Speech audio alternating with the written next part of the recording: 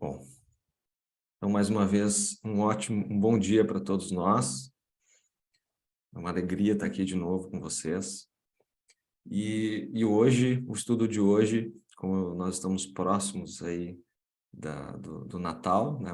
Falta uma semaninha, a gente quer fazer uma homenagem ao Cristo, mas uma homenagem diferente. Nós pegamos aqui uma das passagens que nós viemos estudando do Mateus e que tem aí a sua similaridade nos demais, no Marcos, no Lucas, e nesse também tem no João, que normalmente não tem todos, né? Que é a descrição do Cristo, que João Batista faz do Mestre, antes de batizar ele na água do Rio Jordão. Então, antes de nós iniciarmos o nosso estudo, nós vamos fazer a nossa prece inicial, pedindo ao nosso Mestre Jesus que nos oriente hoje. Oriente os nossos corações, as nossas mentes, os nossos pensamentos e principalmente as nossas reflexões que faremos hoje a partir do espírito da letra que tentaremos coletar aqui, retirar, para levar um pouco mais de esperança, de entendimento e de compreensão para o nosso dia a dia, para as nossas experiências. Mestre Jesus, abençoe os nossos comportamentos, abençoe a nossa vida e nos permita continuar com esse grupo de estudos hoje e sempre. Que assim seja.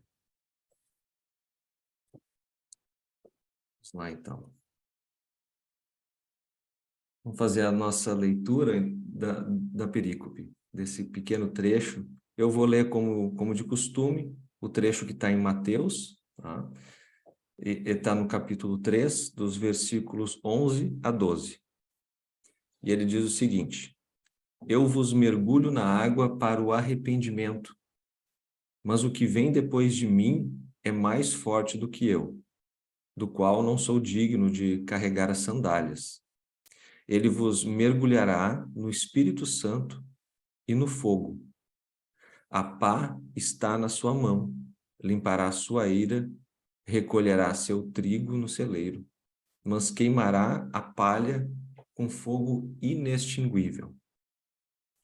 Aqui, como eu comentei antes, essa passagem ela é uma passagem antes do batizado, da descrição do batizado do Cristo, né? Que João Batista batiza ele, e aqui ele está fazendo uma série de batismos, como era de costume nessa reunião de pessoas, nessa reunião da seita dele, né? Como ele fazia e como é feito até hoje pelos batistas, pela religião batista, né? Os cristãos que professam essa fé. E aqui a gente vai dar uma olhada no significado de cada uma dessas palavras, como de costume, para a gente entender aqui o contexto que Jesus quis trazer, que João Batista trouxe, né? A partir do cenário em que eles viviam. E o primeiro elemento aqui que a gente traz é o elemento água, que é o elemento do batismo, tá? Que no hebraico quer dizer maim e do grego quer dizer idor. Em qualquer lugar do mundo onde a água é escassa, naturalmente passa a figurar de um modo significativo na vida de seus habitantes. E aqui, no caso, é o deserto. E no deserto a água é tão mais escassa quanto para nós, né? E ela tem, além desse significado da escassez e da importância dela para a vida, ela tem essa ideia da purificação, tá? Que aparece em seguida do refrigério, ou seja, da refrigeração naquele momento, e geralmente eles tinham o hábito de lavar os pés, né? Lavar as extremidades, os pés, as mãos, para poder se refrigerar melhor. Então, essa sensação de purificação já tinha um significado muito importante para eles, além da própria escassez. E no sistema cerimonial, né, as abluções, ou seja, toda aquela manifestação dos ritos, né, era uma característica proeminente. Era sempre utilizado em alguma cerimônia, algum ritual, o elemento água. E é uma expressão mais desenvolvida desse ritual de abluções, era praticada pela seita de Qumran, bem como por larga variedade de seitas judaicas batistas que floresceram antes e depois do início da era cristã. Esses exemplos provêm do o plano de fundo do batismo do arrependimento pregado por João, bem como do batismo cristão de purificação, iniciação e incorporação simbólica em Cristo. Então, tanto para os batistas, né, hoje a gente sabe que funciona assim como para os cristãos católicos, a água é muito importante no batismo, né? A criança é batizada com água benta, e para os batistas tem um mergulho direto na água, que a gente vai entender um pouco mais esse significado pela ótica do Espiritismo também. Outro elemento que aparece aqui são as sandálias, né, que ele fala sobre ele não conseguir carregar as sandálias do Cristo. Aí o dicionário de Davis mostra o seguinte, que as casas ricas costumavam ter criados à entrada da porta e se destinavam a desprender a sandália dos convidados e visitas. Em geral, os escravos de pessoas com elevado status na sociedade, eles gozavam eles mesmos de status mais elevados que os homens livres. Ao contrário, era uma sociedade escravagista, né? Ao contrário do discípulo, que também servia um mestre, o escravo carregava e tirava as sandálias do seu senhor. Então, aqui o João se queixa que não era digno de ser nem mesmo escravo do Cristo. Isso é uma grande representação da humildade dele, né? Do entendimento dessa distância que havia, essa distância moral e espiritual que havia entre os dois. E o Espírito Santo, que é outro elemento, outro personagem que aparece aqui, né? Outro elemento que ele fala. O Espírito Santo de Deus, como alguns falam, ou o Santo Espírito, tem várias denominações. O Espírito de Deus, segundo aqui o dicionário da Bíblia de John Davis, é um princípio ativo, operando no mundo, executando a vontade de Deus. E está presente em toda parte. E é a fonte da vida física, intelectual e moral. E casa perfeitamente com a significação que o Emmanuel dá no livro Consolador, na questão 303. Ele fala que o Espírito Santo é a centelha do Espírito Divino que se encontra no âmago de todas as criaturas.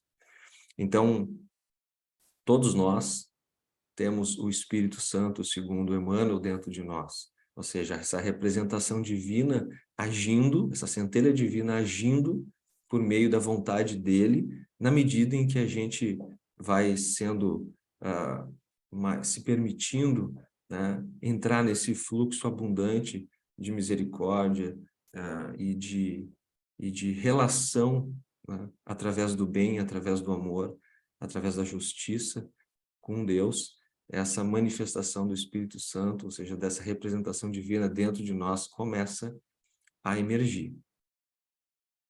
E obviamente, a simbologia desse batismo, né, tem como um fator importante mostrar a relação do início, né, ou seja, dessa centelha se ativando dentro desse ser. E o fogo que queima, né, o fogo que queima a eira, o trigo e a palha, como ele fala. No Antigo Testamento, o fogo representava alguns pontos, né? A presença da divindade, a manifestação de Deus, aqui representada no Êxodo, era um elemento e símbolo de purificação, que ainda é até hoje, de santificação também, de castigo e juízo, né? E de aprovação. Isso no Antigo Testamento. No Novo Testamento, o fogo também tem muitos significados. Ele pode representar também castigo e juízo de Deus, como está em Lucas, porque ele trazia muito dessa representatividade, dessa significação do Antigo Testamento, e a presença da glória de Deus, e purificação e santificação, que é o que o Cristo vem trazer também. ou seja, uma ressignificação de todos esses elementos, desses significados simbólicos que tinham antes, ele vem trazer a partir dessa fala aqui. Outro elemento que é importante a gente olhar com bastante calma é a pá. Ele fala ali que, né, vai separar esse joio do trigo aí, ou melhor, esse trigo da palha, né? Então a pá em formato de garfo, como vocês estão vendo aqui nessa imagem, ela era utilizada para joirar, ou seja, ele jogar o grão malhado contra o vento. Isso se faz com o café também, né? Para separar um pouco aquilo que é sujeira, enfim. No hebraico, quer dizer misra, que é abano, e zara, espalhar, limpar a eira. No grego é pition, que é abano.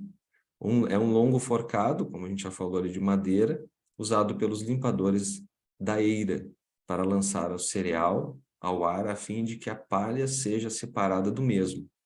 É um método que continua sendo usado em muitas áreas remotas no Oriente Médio. Assim é que João Batista empregou uma ilustração facilmente compreensível ao pintar o Cristo como um grande limpador de eira, que separará os maus dos bons. Tá? E a gente vai aprofundar um pouco mais esse significado. Então, o que é a eira? Aqui também nessa imagem que eu trouxe para vocês, essa imagem mostra claramente que era um local utilizado para debulhar, trilhar, secar e limpar os cereais e legumes. No caso de grãos, era o local onde era realizada a seleção posterior e colheita, sobretudo a eliminação da palha. Então, ele aqui está trazendo um elemento, foi muito inspirado, obviamente, pelo Espírito Santo para trazer essa simbologia daquele momento, dessa separação, ou seja, de todos esses elementos que nutrem, né, o nosso corpo, como um momento muito importante e que para a própria alimentação, né, para separar aquilo que realmente vai fazer bem ao corpo e aquilo que não vai fazer, e a sua devida eliminação daquilo que não vai fazer, ele faz essa relação metafórica aí com a presença do Cristo, como esse limpador de eiras. Hein?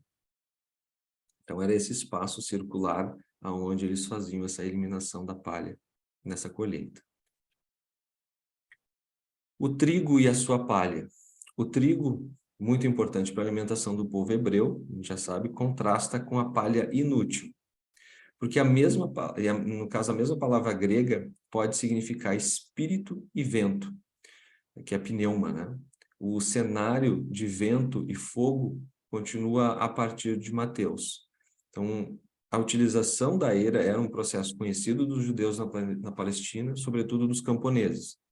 Eles lançavam no ar o trigo colhido, permitindo que o vento separasse os grãos mais pesados da palha mais leve. A palha era inútil para o consumo, como a gente sabe, sendo normalmente incinerada. Alguns autores descrevem o dia do juízo, né, como uma espécie de seara, onde o iníquo, ou o iníquo como palha. E o fogo era que seja inextinguível, eis que ele aponta para além da combustão momentânea da palha, visando algo muito mais horrível, a despeito do fato de que a própria tradição judaica estava longe de ser unânime no tocante da duração do inferno. Aqui que faz uma referência ao Geena, que em outros estudos nós já olhamos, que é um espaço onde eles queimavam, até hoje, né, tem lá ainda preservado um espaço onde eles queimavam o lixo, né, e até mesmo as pessoas, né, e aí eles faziam uma referência ao inferno. Então, como a gente já falou, tem a simbologia dessa época era muito material, né? E então eles traziam essa significação do inferno, do fogo queimando, enfim. Então, aqui o fogo inextinguível, que é o significado que João traz, é a presença do Cristo limpando a eira e queimando através, como a gente vai ver, dos seus ensinamentos, através daquilo que ele vem nos trazer como uma mudança íntima em relação ao ser humano, aos nossos irmãos, né? E principalmente em relação à nossa relação com Deus. Agora a gente vai entrar um pouco, a gente viu então que esses elementos materiais que o João traz, que são elementos muito simples, carregam esse significado muito importante, né, que vincula o espírito, a questão moral e, obviamente, a persona do Cristo.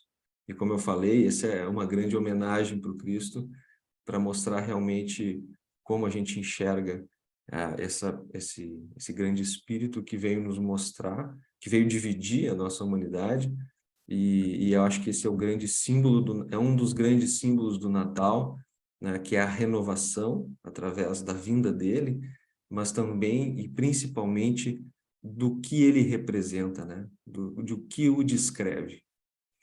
E aí a gente vai dar uma olhada aqui no como o Pastorino fala sobre, no livro A Sabedoria do Evangelho, ele fala um pouco sobre esses aspectos aí trazidos por Lucas, por Mateus, por João.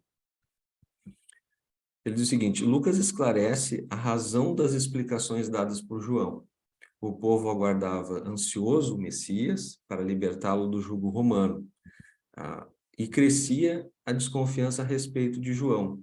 Não seria ele o Messias? Então, muitos achavam que João Batista era o Messias, né? Então, aí ele começa a se explicar.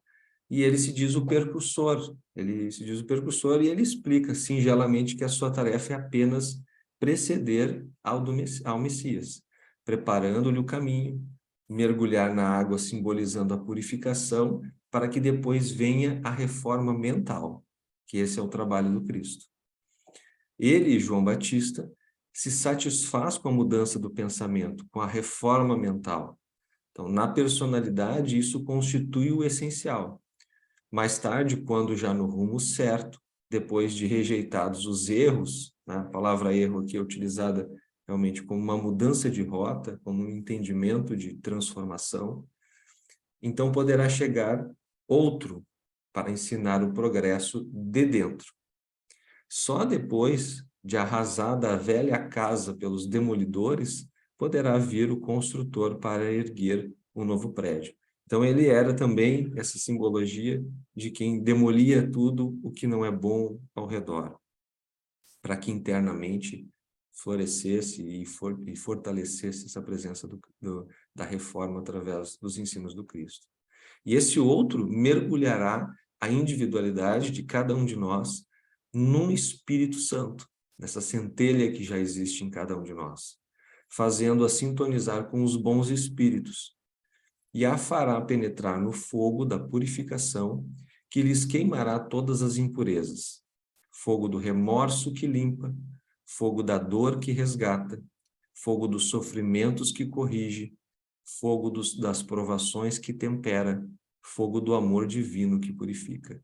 Eu achei uma das mais belas descrições, interpretações dessa passagem. E aqui ele mostra o fator simbólico do fogo, o fator simbólico psicológico do fogo que Jesus vem nos trazer, e que ali era representado apenas pelo fogo que queima, que transforma, mas não se aprofundava tanto como a gente tem hoje a possibilidade de fazer.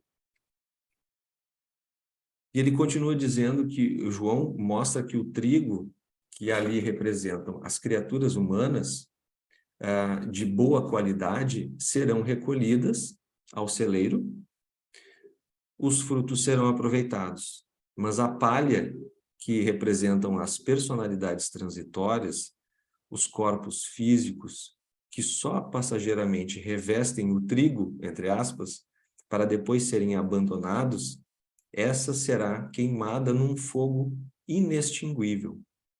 Com efeito, o fogo purificador do amor divino é eterno e inextinguível em todos os universos, destruindo tudo o que é inútil, transitório e, portanto, prejudicial.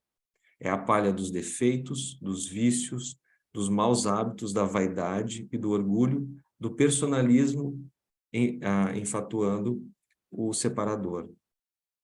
Enquanto os grãos de trigo moídos pela dor irão constituir uma só farinha, formando um todo coletivo maior.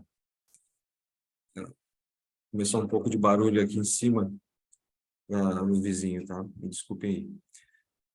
Mas, olha, aqui o Pastorino começa a nos mostrar o verdadeiro significado e já começa a fazer um vínculo com a visão espírita, né? Com essa perspectiva espiritual da transformação que nós viemos fazer ao encarnar, né? E que essa separação do trigo da palha, né? Quando a gente encarna, ela se faz pelo esse processo de personalidades transitórias. Então, hoje, o Juliano está aqui com uma personalidade transitória que carrega dentro dele esse Espírito Santo, essa centelha divina, que o move, que o ativa e que Cristo vem ativar para que ele consiga fazer com que toda a carga das reencarnações anteriores, que hoje se apresentam por maus hábitos, por vícios, por defeitos, pela vaidade e pelo orgulho, né, possam ser separadas por esse vento, pelo espírito, né, pelo pneuma.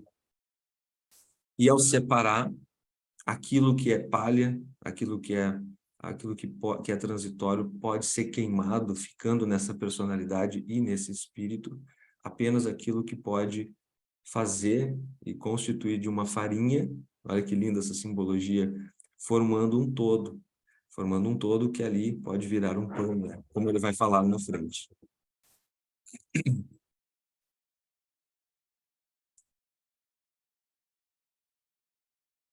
E Jesus viria com a pá em sua mão, em toda essa significação.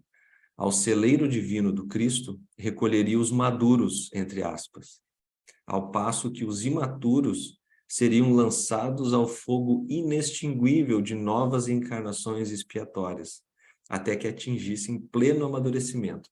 Então, aqui já desmistifica aquela visão que a gente tem do fogo do inferno que queima e que tu vai desaparecer para sempre, né? E para a gente entender o quanto é importante a gente olhar para si, e interpretar de formas diferentes, né? E o Espiritismo vem trazer essa bênção de interpretação, que é a renovação do espírito por meio dessas personalidades transitórias ao reencarnar. E aqui ele mostra que quando nós reencarnamos, numa encarnação em que seja de expiatória, ou mesmo mas principalmente aqui ele está referenciando a expiatória. E quando a gente está muito imaturo ainda, a gente precisa desse fogo renovador, que vai separar durante essa encarnação aquilo que não é bom, para que fique aquilo que é bom e para uma próxima melhorar ainda mais. E a gente vê que esse fogo ele tem duas qualidades, embora elas sejam ambas o mesmo fogo. Se aquele que mergulha no fogo divino está preparado, ele ficará inflamado pelo fogo do amor. Se ele não está, é consumido de dores e purificado dos karmas, e purificado pelos karmas, queimando as impurezas. Então, é aquela velha frase ou a gente aprende pelo amor ou pela dor, né? Aqui ele está explicando filosoficamente um pouco mais, se aprofundando. Então, o mesmo se passa com o trigo. E aqui é outra simbologia bonita que ele traz. Enquanto a palha é devorada pelo fogo, transformando-se em cinzas, o grão moído, ele é preparado e temperado, é cozinhado pelo mesmo fogo, produzindo o saboroso e nutritivo pão que doura as nossas mesas. O fogo é o mesmo. O efeito diferente depende da diversidade dos materiais que neles são colocados. No caso, os materiais somos nós mesmos. Num provoca a destruição, no outro a criação de novas virtudes. Num consome ilusões inúteis e vãs, no outro salienta as qualidades. Num aniquila o mal que prejudica e atrasa. No outro prepara o alimento que sustenta e que, bem aproveitado, ele será assimilado ao Cristo como o pão o é ao corpo, passando a constituir um com o Cristo, assim como o Cristo é um com Deus, ou seja, é recolhido ao celeiro. Então, nesse celeiro do Cristo, por toda essa simbologia, nós, como um pão, né, como um pão que pode produzir alimento para a alma de outras pessoas, pode se integrar a esse grande corpo que é o Cristo. O Cristo aqui representado por um corpo que dá vazão a toda a vontade de Deus e que por essa personalidade que encarnou aqui na Terra e que a gente também venera e estuda, ele é esse um que faz nos permitir se integrar com ele através dos ensinamentos, para a gente não ficar preso às palavras, né? Porque muitas vezes a gente beatifica e não olha para o espírito desse ser e daquilo que ele veio trazer. Então, ele como um com Deus, ele representa esse corpo para todos nós, que unidos a ele, ou seja, aos ideais que ele nos trouxe, tá? ao amor, à caridade, a fazer bem e se doar ao próximo, conforme aquilo que pode transformar o bem coletivo, faz com que a gente se torne esse trigo aproveitável, né, na simbologia aqui, para que o corpo maior seja alimentado e seja cada vez mais integrado com Deus. E esse esclarecimento do João, ele é taxativo e indiscutível, como diz o Pastorino, né? Ele se dirige à personalidade exterior, aos planos do, como ele chama de quaternário transitório, que é constituído pelo corpo físico, o etérico, o astral e o intelecto. E que a gente olha aqui como o perispírito, né, que contém esses corpos, e que a gente não vai aprofundar aqui, pedindo nova direção para este último e mergulhando na água o corpo físico, para que dele renasça a nova criatura. Mas o outro, o Messias real, no caso o Cristo, agiria na individualidade eterna, no caso o Espírito, no trio superior que constitui o Espírito como um todo, que ele mergulharia no Espírito santificado e no fogo do Eu Supremo, colocando em contato com o Cristo interno, com o Deus residente em cada um. Então aqui ele consegue sintetizar muito bem como que ele vem, João Batista vem como o preparador deste corpo físico, ou seja, dessa parte exterior, que começa a compreender, né, a necessidade de estar aqui neste planeta encarnado e se transformando através do intelecto, mas que precisa de mais. Precisa desse ser que vai atuar na individualidade eterna, ou seja, no espírito que não morre, e que precisa ser integrado com esse Eu Supremo que está nessa centelha divina dentro de nós, que está dentro de cada um de nós, na nossa consciência, como diz os Espíritos, né? Que é o nosso Cristo interno, e a gente pode chamar do que for, né? O amor cósmico universal que nos conecta a esse Deus absoluto, esse ser absoluto que rege toda a vida em todo o universo. E João, como personalidade, ele sabe, tem certeza que por mais maior que ele seja na representatividade daquela comunidade, representando naquela comunidade, ele jamais poderá chegar aos pés da individualidade. A expressão desatar-se as correias de suas sandálias, como a gente viu ali antes, exprime bem a ideia. Por mais alto que ele esteja pela cultura e pelo conhecimento teórico de nós mesmos, né? Nunca chegaremos ao limiar da individualidade, se não realizar o encontro íntimo por meio do Cristo. O que ele quer dizer aqui? Que esse estudo que nós estamos fazendo aqui, para poder aprofundar o conhecimento, entender melhor as Escrituras e principalmente o que o Cristo veio nos trazer para renovar a nossa mente, renovar o nosso coração, ele é a base, é o início de um processo de encontro íntimo com esse Cristo interno, que na verdade é um caminho que o Cristo cria através do entendimento, através de todos os seus ensinamentos, para essa centelha, para a reconexão com Deus, para esse religare, como no sentido da palavra religião, de religar, de reconectar com o Deus que está dentro de nós e que está em volta de nós, que nós estamos mergulhados nele. Então, essa é a parte bonita que ele traz ao mostrar pela humildade que a gente precisa ter ao tentar se aproximar do Cristo, né? E quando se aproximar dele, entender que a mesma humildade que a gente precisa se aproximar de todos aqueles que estão à nossa volta, e muito mais com essa humildade de se reconectar dentro de nós, com esse ser absoluto e único, essa unidade, como ele fala aqui, nessa individualidade maior, a qual nós devemos nos unir, né, para que a gente possa realmente estabelecer aí uma conexão divina, né, com o nosso Pai maior.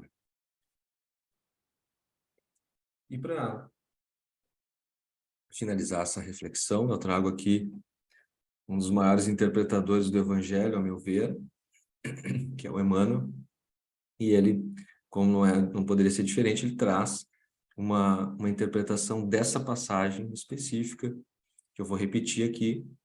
Ele tem a pá na sua mão, ele limpará a sua ira e ajuntará o trigo no celeiro, mas queimará a palha com o fogo que nunca se apaga, né? Ou seja, o fogo inextinguível, como a gente viu, que é uma mudança de tradução aqui.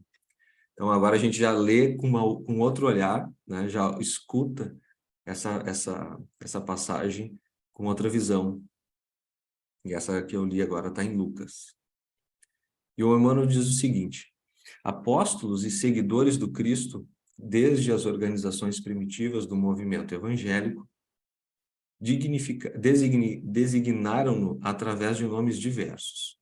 E aqui ele está falando do quanto a gente se apega a simbologia do nome, né? Jesus foi chamado de mestre, o pastor, o Messias, o Salvador, o príncipe da paz.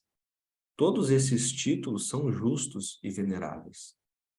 Entretanto, não podemos esquecer, ao lado dessas evocações sublimes, aquela inesperada apresentação do Batista. O precursor designa-o por trabalhador atento, que tem a pá nas mãos, que limpará o chão duro e inculto, que recolherá o trigo na ocasião adequada e que purificará os detritos com a chama da justiça e do amor que nunca se apaga.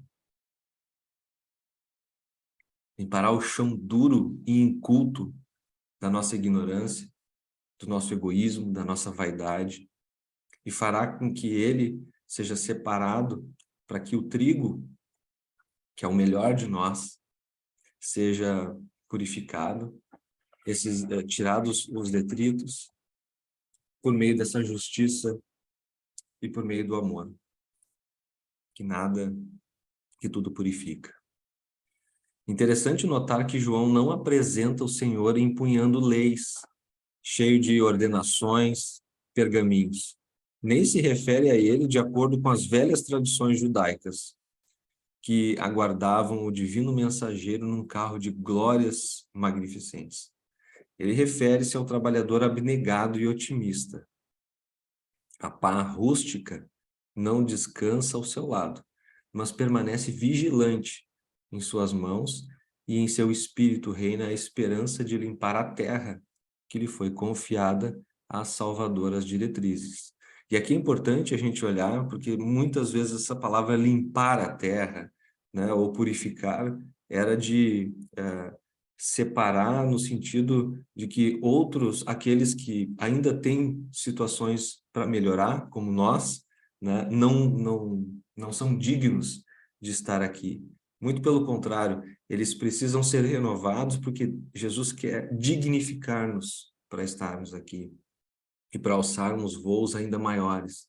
Então é uma lição muito, muito grande de amor do que necessariamente dessa linguagem que trazia um processo de purificação por meio de algo dolorido somente, né? Que a gente sabe que a dor acontece, mas ela tem um amor envolvendo esse processo de purificação, porque a misericórdia, por meio de Jesus, vem através de todas as situações que a gente vive na nossa vida, seja junto de familiares, seja no trabalho, seja na sociedade onde a gente vive. E todos vós, continua ele, que viveis empenhados nos serviços terrestres, por uma era melhor, mantende aceso no coração o devotamento à causa do Evangelho do Cristo. Aqui, o Evangelho do Cristo é a forma de exemplificar o bem e o amor. Leiam assim, né? Não nos cerceiam dificuldades ou ingratidões. Ou seja, a gente não pode parar pelas dificuldades que nos aparecem, é normal a gente sentir elas, a gente tentar entendê-las, mas elas não podem parar. E a gente não pode se sentir ingrato em momento algum, por pior que seja a situação. É isso que ele está nos orientando. Desdobremos nossas atividades sob o precioso estímulo da fé. A fé confiança, a fé que reconecta com essa centelha divina. Porque conosco vai à frente, abençoando-nos a humilde cooperação, aquele trabalhador divino que limpará a ira do mundo, no caso, o nosso Mestre Jesus Cristo.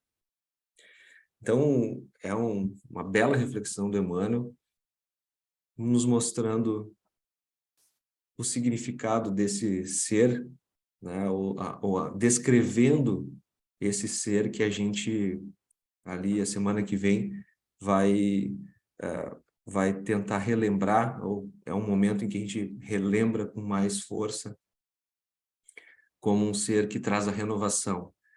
Mas é um ser que traz a renovação por meio dessa purificação do espírito, e essa purificação do espírito é através do amor, é através da justiça, é através do seu imenso exemplo de fazer o bem a todos, independente de qual seja a, a denominação religiosa, de qual seja as suas intenções, de qual seja a sua capacidade de compreensão ou mesmo de amar, porque ele é o amor absoluto, o amor, a representação do amor absoluto que é o nosso Deus e que está dentro de nós e que ele mesmo falou que a gente pode ser. Então, esse estudo de hoje e por essa reflexão que eu trouxe do Emmanuel, é para que a gente reflita um pouco mais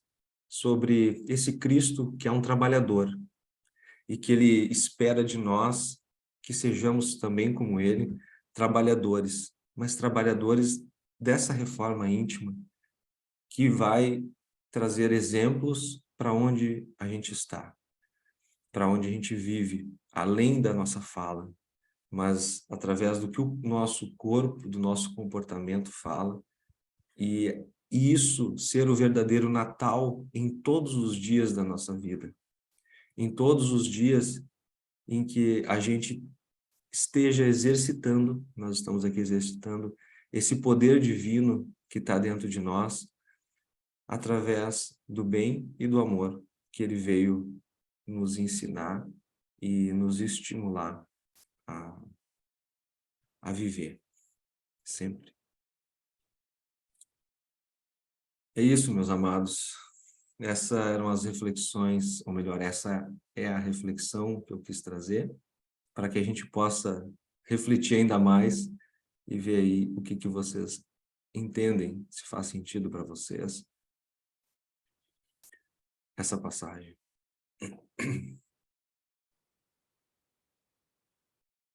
Deixo aberto aqui para que vocês Oi, tragam as suas interpretações.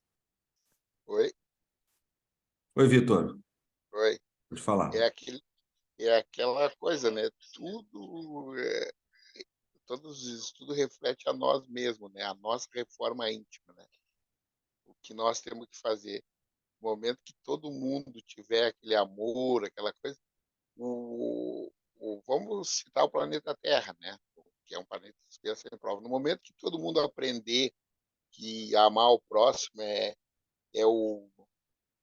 vamos dizer que é o ápice da coisa, não sei se estou falando certo, mas é o que no momento que todo mundo entender que nós todos somos iguais, nós todos somos, ah, temos que, como é que eu vou dizer, amar o outro assim, como a gente mesmo, tudo que a gente quer para nós fazer para os outros, eu acho que isso aí que é a melhora, né? Que isso quer de nós, né?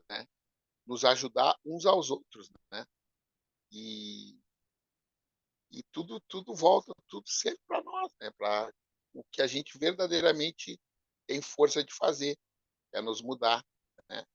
Nos mudar, aprender cada vez mais, né? E eu acho que é isso aí que eu entendi, assim, sabe? Que a nossa luta é contra nós mesmos, né? Aquela Sim. luta do dia a dia, né? Te acorda lutando com a gente, né? Aí uma pessoa te dá uma opinião ali, tu pega como ajuda, né? Das coisas. Mas o principal é nós, né? Não tem como, né? Então, esses estudos, assim, cada vez a gente vai aprendendo mais, né? Quando Cristo veio, pelo que eu entendi mais ou menos, é que eu tenho uma certa dificuldade, assim, para entender, mas que eu entendi é o que ele queria falar para a gente, né? Que amar, sempre amar os outros, amar o próximo, nos amar principalmente, porque primeiro nós temos que nos amar, né? Que é para poder passar para as outras pessoas, né? Porque se nós não nos amar, não adianta nada, a gente não vai conseguir fazer nada para ajudar os outros, né? Para tentar, né? Ajudar, que eu digo é a maneira que eu penso, assim, sabe? Sim. Mas eu acho que é isso aí.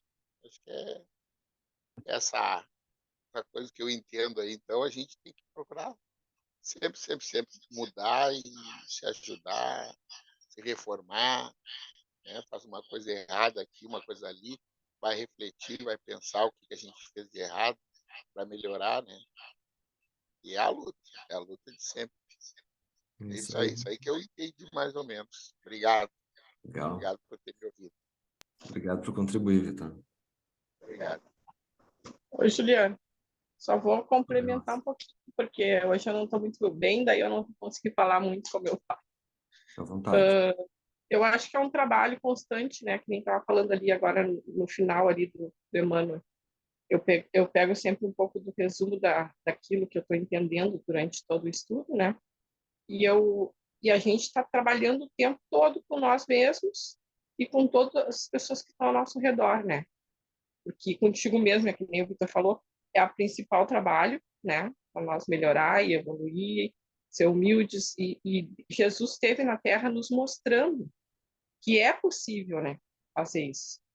Claro que ele é um ser muito mais evoluído que nós, né? Nós estamos na caminhada para conseguir entender. Mas ele veio nos dar o exemplo, entendeu? Nos mostrar com a própria carne dele aqui, mostrando tudo que ele podia, como é que tem que ser, né? Então, isso eu sempre levo para mim mesma, além de estudar, eu vejo Jesus esteve aqui nos mostrando o exemplo. Sempre quando a gente tem alguma coisa para fazer ou para resolver, um problema muito grave na nossa vida, assim, a gente teria que colocar isso, sabe, botar ele na nossa vida e pensar como ele faria, sabe? Às vezes tem tantas coisas acontecendo na nossa vida que a gente que é uma coisa muito grave e que tu não quer e tu não entende, que tu começa a ficar com revolta com aquilo, com ódio das pessoas, né, que está acontecendo, que fizeram algum mal para ti, e que isso aí nós estava fazendo também de manhã uma oração do perdão, que é tão importante também, tu saber perdoar, porque tu sabe que tu está aqui aprendendo e nada que tu está passando é por acaso. A gente não foi uma pessoa em várias outras vidas passadas, não sabe o que fizemos, né? Então, agora estamos aqui resgatando coisas, aprendendo, é o tempo todo aprendizagem, né? E quando chega algum problema mesmo grave na tua vida, tu tem que parar e pensar, o que eu tenho que aprender com isso? Eu não sou a pessoa que está aqui, está acontecendo uma injustiça comigo. Não, aquilo ali é uma coisa que eu estou tentando passando por aquilo ali para aprender alguma lição. Se a gente entende assim, a gente acredita no Espiritismo, a gente acredita em Jesus, a gente sabe como é que é, então a gente sabe que nada que a gente está passando é injusto, né? E a gente às vezes se acha injustiçado, né?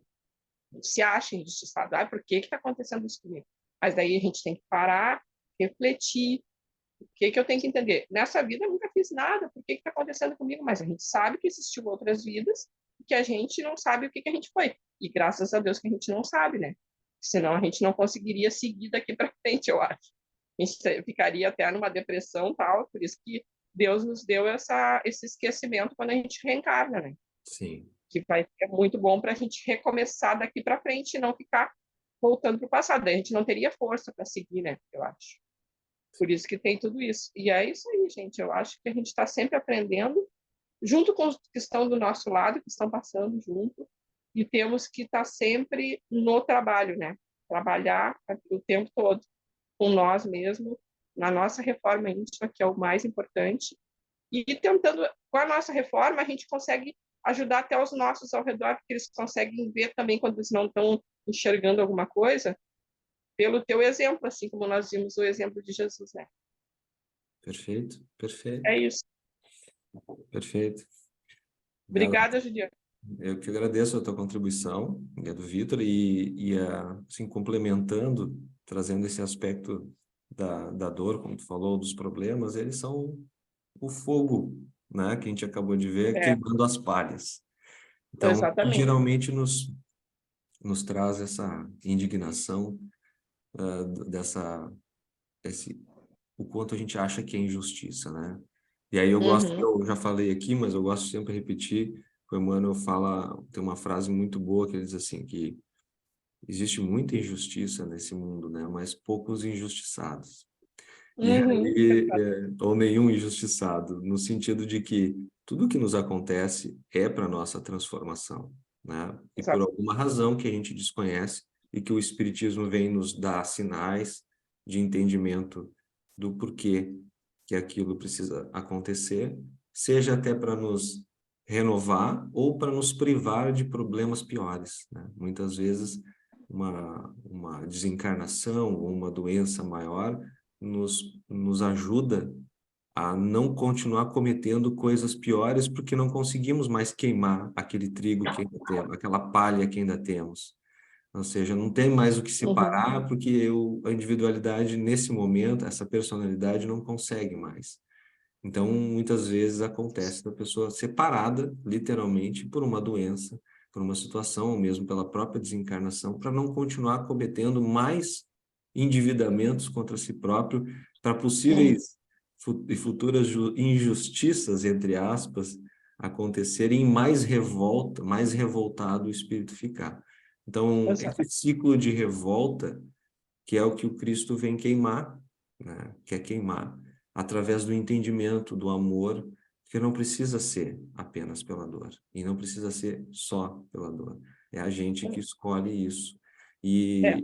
E mesmo diante da maior dor, a gente escolhendo estar com Cristo, né? Ou escolhendo estar com o exemplo dele, as coisas realmente se arrefecem e ficam, a gente se aproxima, como diz ali na interpretação do Pastorino, dos bons espíritos que nos ajudam a passar por aquele momento que é necessário e que não vão nos tirar daquele momento, né? Como um pai não consegue tirar um filho de uma prova muito difícil na escola e que não consegue tirar de um acidente que ele sofre por uma imprudência dele próprio, né?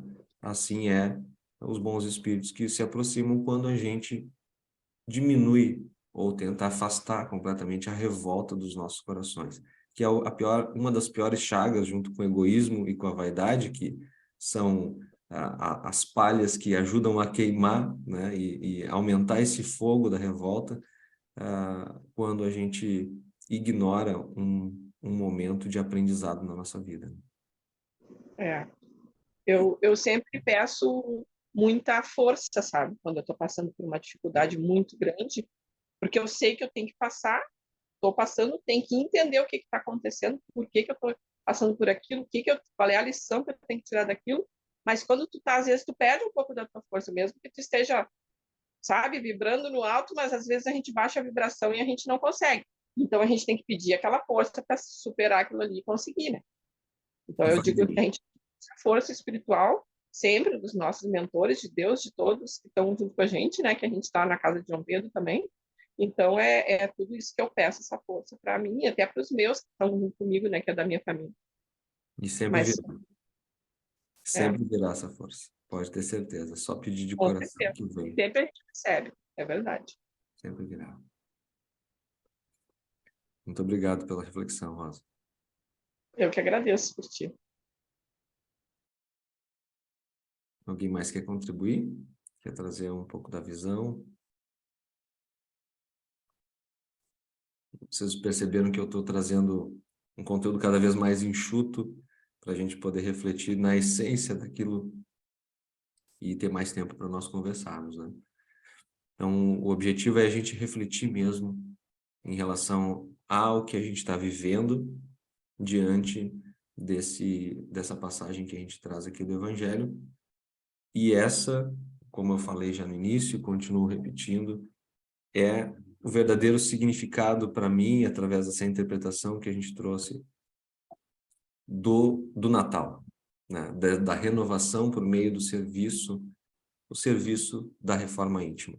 Então, já deixo sugestões aqui de presente de Natal, caso vocês não tenham dado, não tenham comprado os presentes, vocês comprem uma pá e dê uma pá para alguém. E aí expliquem para eles o porquê da pá, né? A simbologia dessa pá, brincadeiras à parte, é isso, a gente acaba comercializando demais as relações, né? E tira um pouco do significado. E nada de errado com isso, nada de errado da gente comemorar. E Jesus, muito pelo contrário, ele era o grande percussor não, o grande representante da alegria, ele fomentava essa alegria interior, e isso é Deus.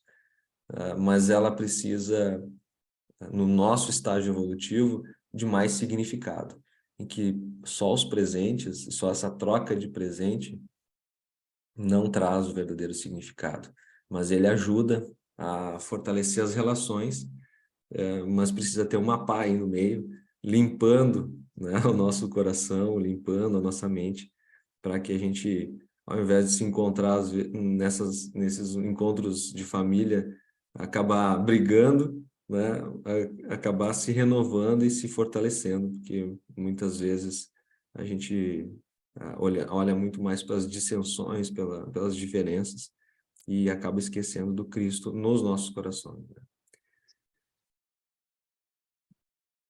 É isso, gente. Essa é a mensagem que eu queria trazer para vocês. Acho que a Cleonice quer falar? Sim, eu gostaria de agradecer e dizer que fiquei muito assim, impressionada com a aula de hoje, bem reflexiva e que vai nos agregar muito, né, no próximo ano, para que a gente seja mais atenta, mais atenta no nosso vigiai, né, diário, né, para que facilite de uma certa forma esse entendimento e que a gente consiga colocar realmente em prática no nosso dia a dia essa limpeza, né? E que vai nos ajudar no nosso crescimento, né? Muito obrigada, professor. Muito obrigada, colegas. Feliz Natal e um ano novo próspero, né, para todos nós, em Amém? todos os sentidos. Amém. Amém. Amém.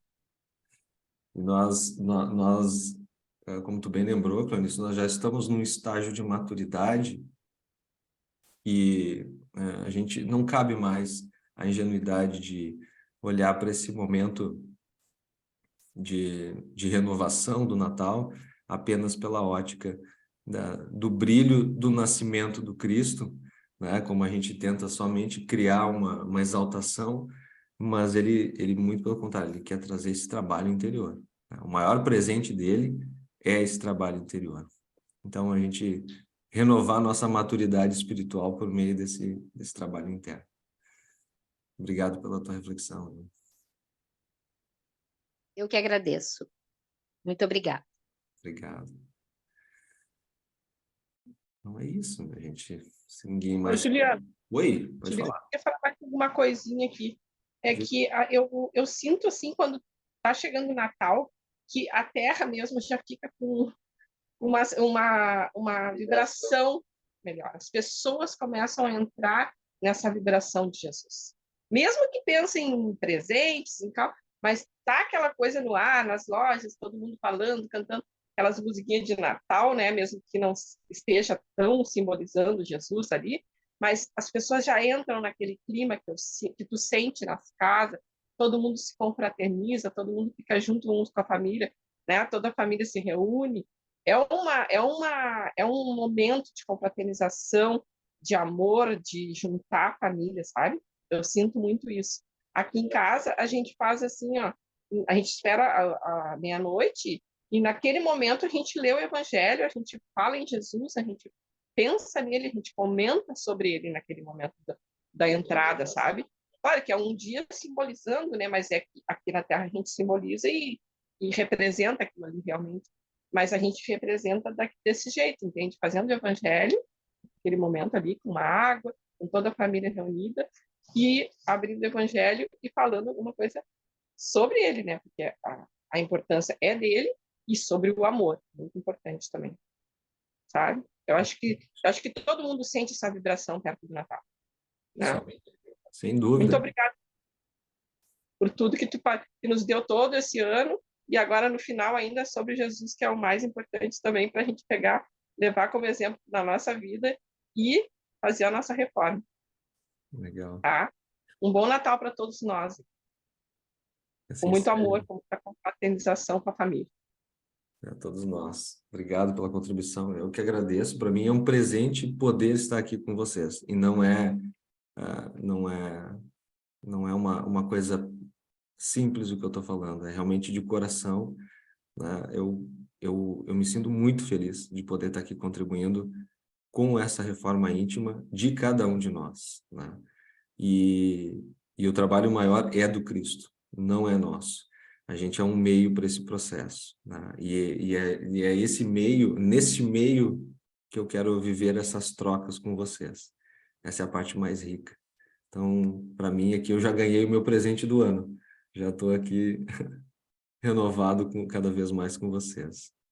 E eu quero desejar para vocês que esse Cristo interno fique cada vez maior no coração de vocês, nas mentes de vocês, no comportamento de vocês, nos nossos comportamentos, né? Eu me incluo principalmente nesse processo, e que a gente consiga ser, por menos que seja a luz, menor que seja a luz, mas que a gente possa iluminar através de um mínimo comportamento, de uma mínima ação, nem que seja 1 segundo do ano, desse ano que vai se abrir, daqueles que se aproximarem de nós.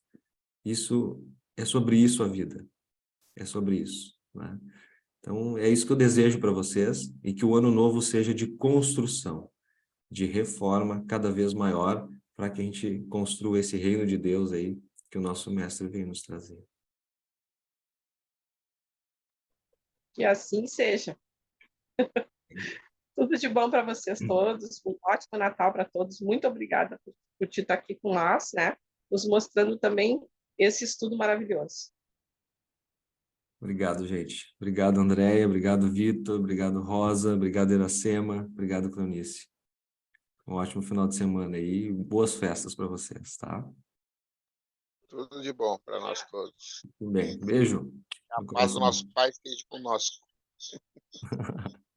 Que assim seja. Até Obrigado. os próximos estudos. Depois a gente vai compartilhar aqui a agenda de 2023, tá? Para Tá. você. Um beijão. Até a próxima.